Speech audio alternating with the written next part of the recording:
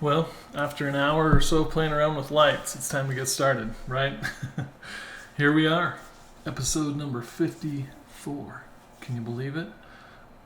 I can't. We're just cruising along. And guess what? On this episode, we got something special. We got a guest that's from way back. So, if you want to meet someone new, someone we haven't had on the program yet, someone with knowledge in multiple areas, then you need to stay right here.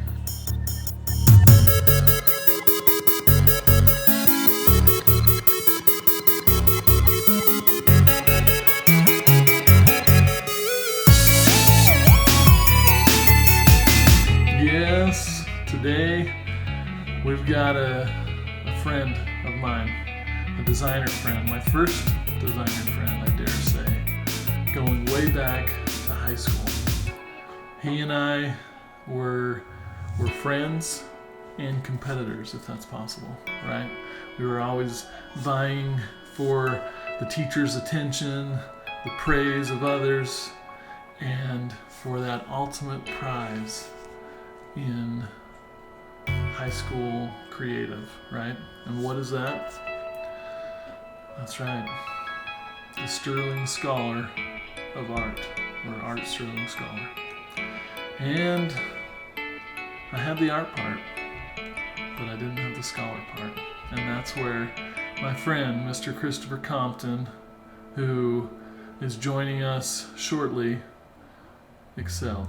He was not only a designer / artist, but he was a scholar. And I tip my hat to you, sir. Well played. I don't know if I was that gracious back in the day. I came up with excuses as to why the system was rigged or whatever, but no, he is definitely deserving, as you'll soon find out. In addition to his skills as a designer and overall creative, he has something else that he brings to this table here on Create or Die. He has been creating for several years his own podcast. Now, there was so much goodness in this episode. My conversation with Chris just was full of energy, and we could have just kept going. And it didn't happen this way on purpose, but we ended up splitting the time between talking about design and the importance of critiques and developing that thick skin that we need as a commercial artist or creative in the working fields. But in addition to that, we talked about his podcast, kind of what he's learned over the years, advice that he has for people just starting out or thought of creating content in that way. So a lot of really valuable stuff. In today's episode, we're going to focus on the design side of things, and then the next episode, we're gonna dive deep into everything podcast and podcast creative related. Okay, so buckle up and be ready for that. But before we get too far along, I'd like to thank today's sponsor, Reese's Pieces. If they're good enough for ET, they're good enough for you. And take that one to the bank. Not to mention, Halloween's a coming, and these little guys, not a choking hazard. They're small, they're smooth, they go down real nice. I may demonstrate at some point in this episode. So, Reese's Pieces, our faux advertiser and sponsor, who is not aware of this ad, nor would they be happy with how I've represented their brand, but that's okay.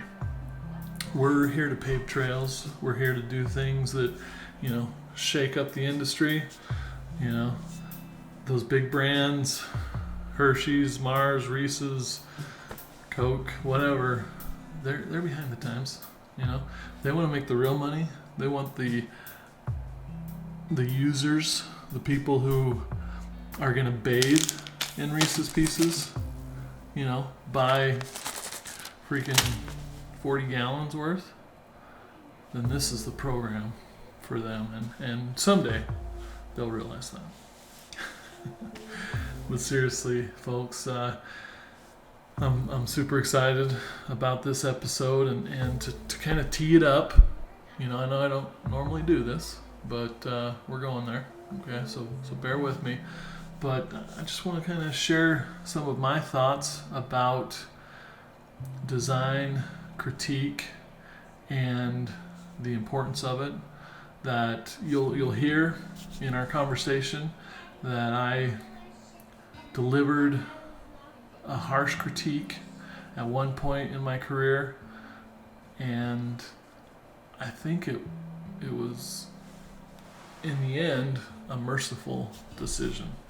It wasn't that ruinous empathy quadrant that we read about in Radical Candor. It was the most radical candor one could hope to achieve, and I did that. So you'll be the judge of, was I too harsh or not? So with that on your mind, let me just kind of set the stage even further. So I'm of the opinion that people can learn anything they put their minds to.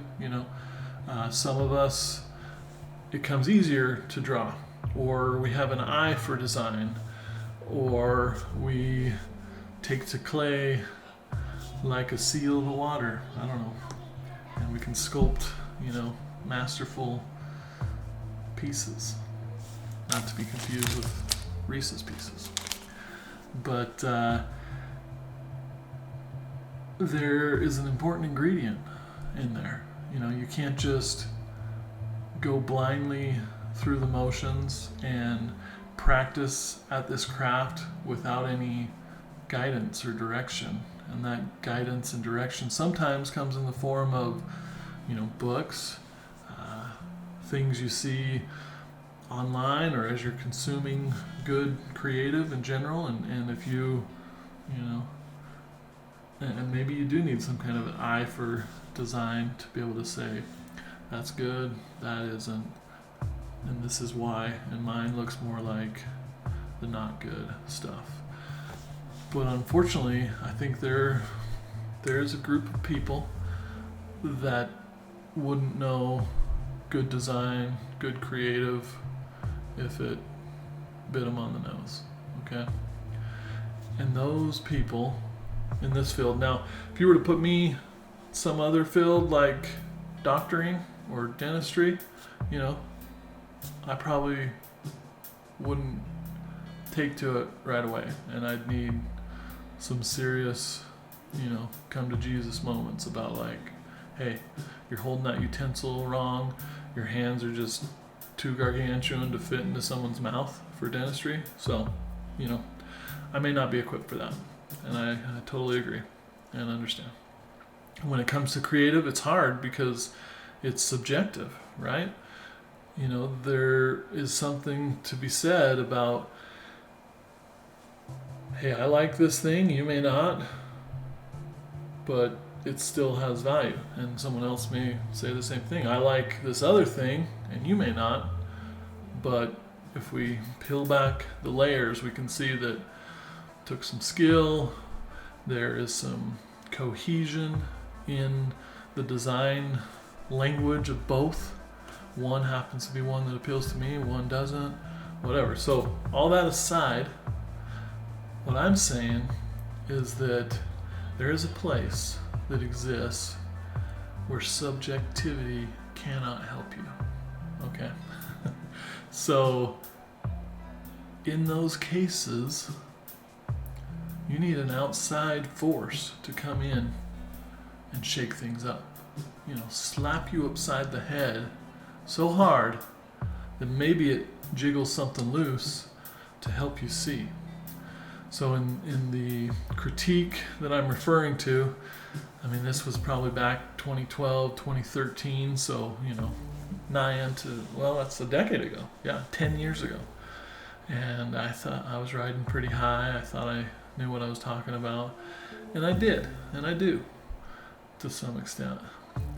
But honestly, it truly shocked me that this person had been, I mean, they had started out as a photographer, they had learned Photoshop or Photoshop elements at the time, and they're like, hey, I know digital art, I can do this. And then they, enrolled into the local community college, which had an art program, and made their way through it and graduated with some kind of graphic design degree, and then was frustrated because after years of trying, they were not landing those positions or maybe even getting an interview. And so a friend of a friend type of scenario came to me, it got to me eventually, like, hey, you own a business, you have designers, creatives there, can you get your creative to just give us some pointers so that our daughter, who is a woman, can get a position somewhere and use, this degree that she worked so hard apparently to acquire.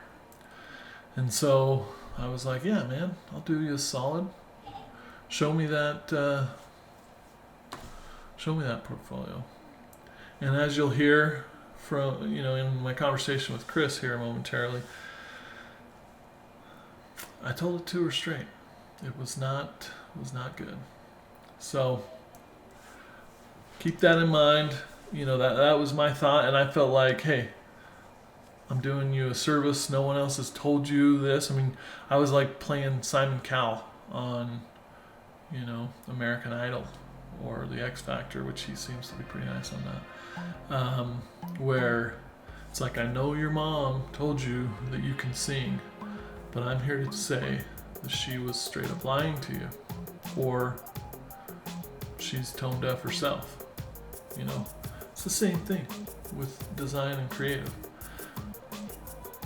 Okay, so, if that's something that interests you and you want to hear the full story and kind of where I went and my thoughts and Chris's on that, stick with us. So, without further ado, my old high school friend, creative director, designer, podcaster, content creator, mustache sporting, currently not, but has a goatee, awesome dude, Chris.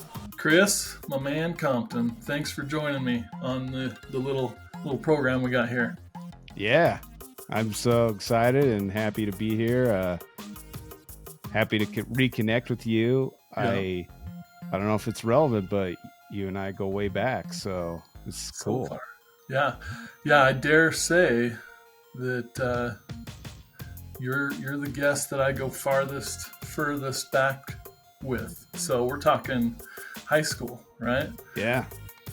Way back in the art class. Roy High. Yeah. Go Royals. Yeah, I had awesome. A lot more hair back then. Yeah. And less gray. Hey, didn't we all? Yep, that's why hats have become my best friend. Yep, and speaking of hats, you've got a nice one.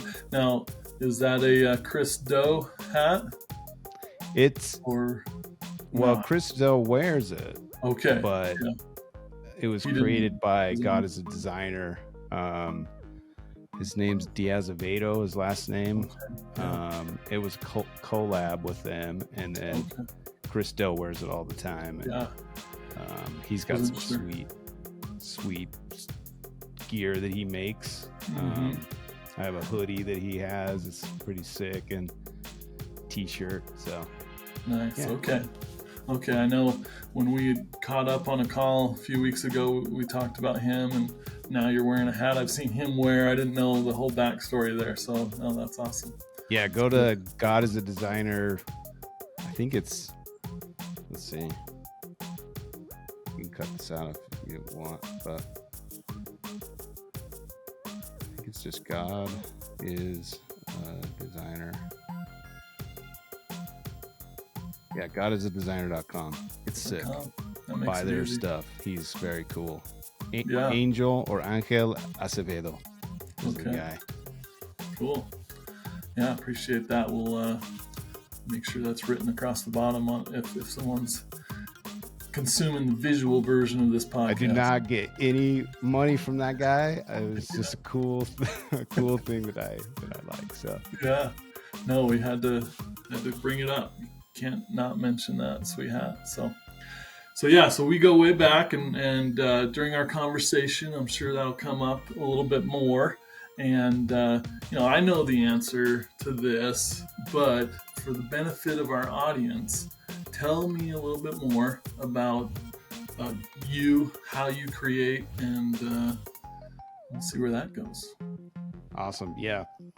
Well, first of all, I love your show name. CRE8. It's cool. I like your backdrop. It's way cooler than my home office where everyone seems to work. But I've been a creative director for many, many years. I've worked in the manufacturing and branding of mobile accessories space for 12 plus years. So I'm really good at that area of design, but I can do other design, but that's kind of where I've been for a long time. I've worked for various companies a lot. It's weird in Utah where I live. There's a ton of, it's like a hotbed of screen protection and mobile accessories. I don't know why, but so I've touched I just a had bunch of those companies. A friend, a colleague just get hired at Zag. So that's probably one of the competitors to places you've worked or whatever.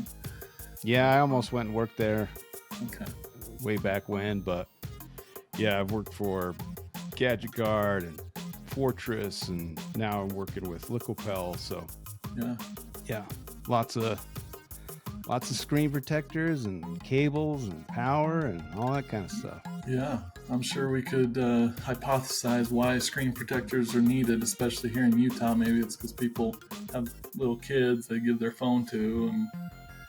And hey, if you want to give your listeners a really great way to fall asleep, we could talk about it for as long as you like. Okay, all right. Well, move along, then. Good call.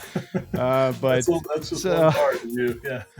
I mean, I love developing new products from like sourcing, designing, manufacturing, the branding process, packaging, refining, revisions after it's gone to market, and see how you can tweak it to better sell. Like it's all about making money. That's what it comes down to. And also, related to your show, I love that you have this show. I also have a podcast. Hopefully we get to talk about podcasting on this show because it's what I've been getting into, and I've produced and created 200 shows of my own show. Yeah, that's so impressive. Been fun. I love it. Yeah, so you're like light years ahead of where I'm at, because we just celebrated our 1 year, 53rd episode. I think we just dropped this week, and so 200 plus. That's impressive, and I'm sure the audience will enjoy hearing about your learnings and all of that. And so to kind of, it's a good segue. It's one of those tricks that they tell you to do. Tell me a little bit more about how did you get into podcasting, because didn't have necessarily to do anything to do with your day job, did it, or your making of mobile phone? No, it did not. Yeah. I mean, so it's kind of an interesting segue from like design, how I got into design, and then how I got into podcasting. I mean, everyone and their dog seems like they have a podcast now. I didn't get into it that way. But going back to my origin, like I had adamantium claws. No, I I grew up watching my dad work on end cap displays at Sears, and he also did like sign painting, and he did like custom stained glass windows for clients. He even was selected to go restore the Palace stained glass windows in Guatemala. That's amazing. When I was, oh no, it was Guatemala. The Guatemalan Palace, there was some uprising, and I guess a lot of their stuff got destroyed. And that's something I didn't know about you. I didn't know that your father was so creative because, obviously my interaction with him, I didn't take his class, but I knew he taught Spanish. Yeah. He also taught Spanish at the high school that we went to. Yeah. And I would have been living in Guatemala for a couple of years in probably my junior high days. Yeah. So, but it didn't ever happen. And at the time, as kids, you don't really understand like how cool an experience like that would be. But I was like, I don't want to leave, man. I got my friends and all this cool stuff that I do here. I don't want to go to Guatemala. I can't even say it right. So, but so anyway, my dad was pretty creative, always working on creating stuff. And I also had an amazing teacher, the same teacher as the Ikester, Mrs. Morrison, that really got me thinking about graphic design a whole lot more than I had, because I thought I was going to be this cool, fine artist that would like create these amazing drawings and paintings that would sell for millions of dollars. People would just line up for him, and I thought, well, that's probably not where the money's going to be unless I'm really good. And so most of the fine artists don't make a lot of money till after they're dead. So that was kind of a problem too.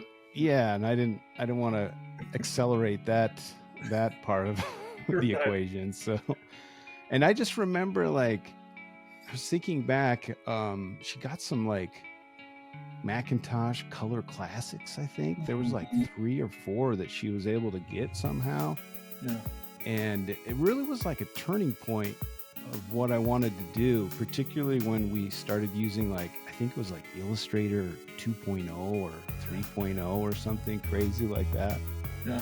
And we were doing typesetting and like playing around with fonts, and I was like, this is what I want to do for sure. And rest in peace, Mrs. Morrison.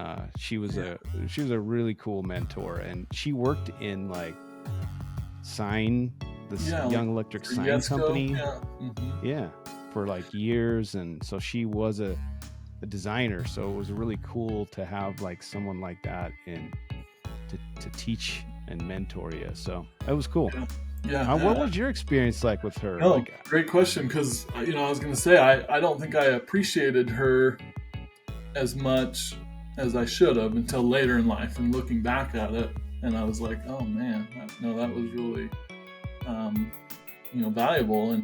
And she, I don't know, did she ever use the term graphic design? I always remember commercial art. It was a commercial artist, and that's a term that we don't hear as much anymore, but it does kind of encapsulate a lot of what we do.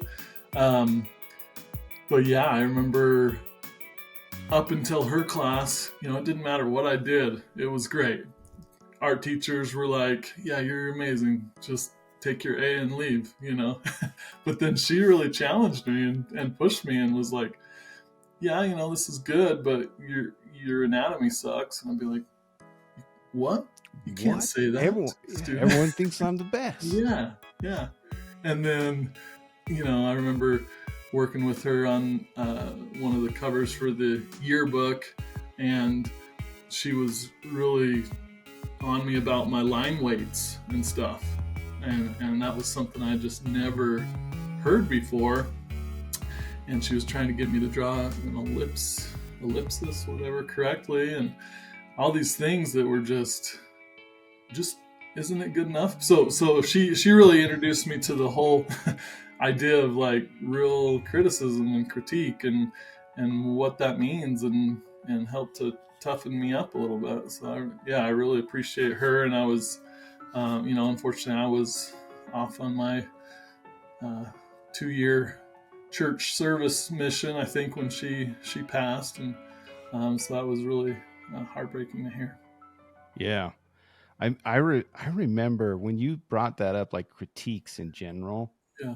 I don't know what kids do in design classes in high school or even college now, because I've been so far removed from it. But I distinctly remember sitting around in like a space where you got up and here's my work, and you had to describe it, and then people like tore it up. And I think it really prepared me. I think a lot of designers, when I remember, through my career, I've been doing this for 20 years, and there's a lot of people who get their feelings hurt really quick, super early on in their career, and it's like crushing. And I was like, oh yeah, it sucks kind of, I'll make it better. It didn't hurt me as much. And I think it was because of her ability to bring that in so early in our teaching of like, okay, this is a time where we're gonna make this stuff better, and get ready to get some hurts. They're coming. Right. No, for real. It's like believe it or not, I have a 21-year-old daughter who's at UVU, and so she's going through the animation program there. She wants to be a storyboard artist, and I hear they have critiques, but from the sound of it, it's kind of like everybody's a winner, pat you on the back, and everybody take their trophy. Even there, even in the college level? I think so. I mean, I think the instructor will. Yeah, well, no. I mean, he'll even dance around it because and so I unfortunately I think we're creating a softer generation. Yeah. That's too bad, man. People need some tough love, and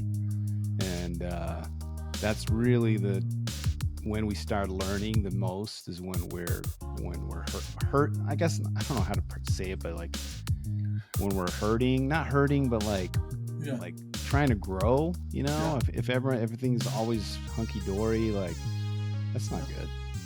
And I don't know about you. I remember a few years back I had my boss, who wasn't a designer, had an acquaintance who her daughter or whatever wanted to get into design, and he asked me to review her portfolio for her, and she'd just been trying to get through the door at a company for years. She considered herself a photographer and could, kind of use Photoshop for that, so you might as well be a designer, right? Hey, I can open the program. I'm a designer. Yeah, right? And so, I don't know what it was, but I got the portfolio. I looked at it. It was absolutely horrific. Like, I'd be embarrassed if, a junior high person had come to me with this portfolio. And I'm like, no one's done it. A service to this woman. And so I was super hard. I was just like, and I may lose some listeners by sharing this, and that's okay.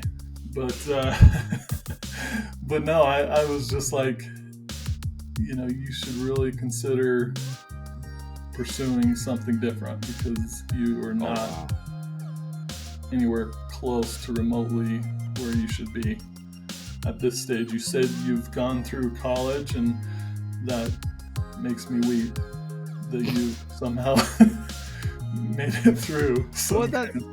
And what are they going to get to when they get into the workforce? I mean, I can't imagine creative directors and art directors being like, oh yeah, this will be really good for our annual report. Right. This is going to help our bottom line. Your crappy type, letting. Like, come on. Yeah, and I really hate to be like the bad guy, and I avoid contention. I'm a peacemaker. I look to make people happy.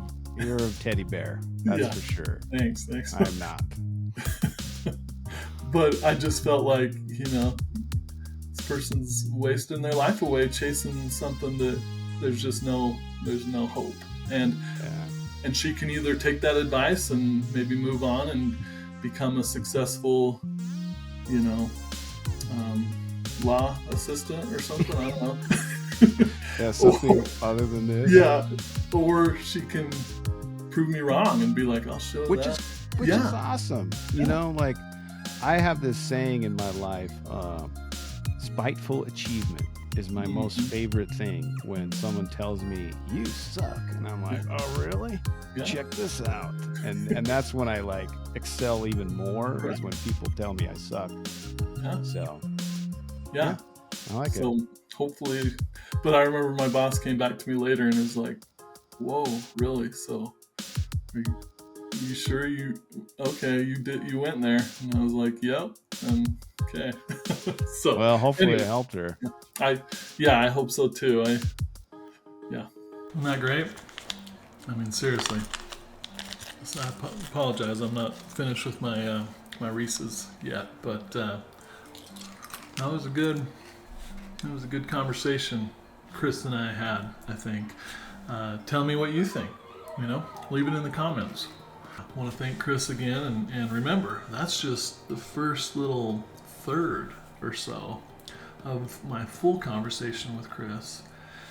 Next week, we're going to get into podcasting, and we're going to get into the ins and the outs, the learnings that he's had with over 200 episodes of production, the tools that he's introduced to help make his podcast just super awesome. So in preparation for next week's episode, be sure to check out Chris's podcast, Should You Watch This, with the Popcorn Priest, Mr. Chris Compton himself. I think you'll find it extremely entertaining, as I have, and I look forward to catching up on all of the past episodes. But before we send this and call it good, I just want to call out Chris's background. Now, in my setup of the interview, you weren't able to see the full picture of what was going on, and I just want to make sure to call this out because he's got some fun stuff back there. So if you'll notice, he's got the Popcorn Priest jersey there in the background, yellow with the green number 10. I don't know if that has any significance.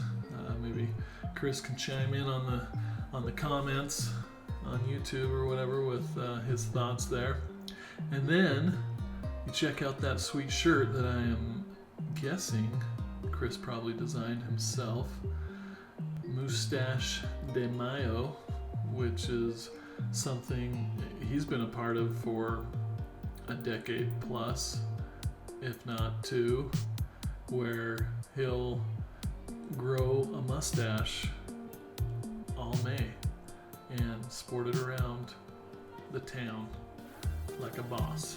Now you might say, hey, that's no big deal. I see people with mustaches these days. Well, guess who you can thank for that? Mr. Chris Compton. I'm pretty sure he played an integral part in making those sexy again. Handlebar mustaches,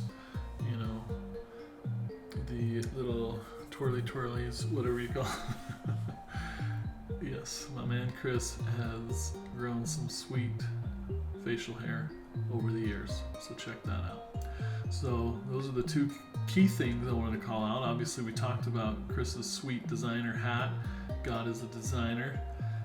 And then just, I just love his clean office. He's got the gray walls, white accents, got that nice glass display case. I wish we could see closer on what that is. Probably full of design awards and his favorite designer books and little tchotchkes that would just blow our minds, I'm sure, if we could see that. So Chris, we'll have to have you back and you can open up that chest of goodness and share with us what else going on there. That's it, my friends. Thanks again for joining us on this little program.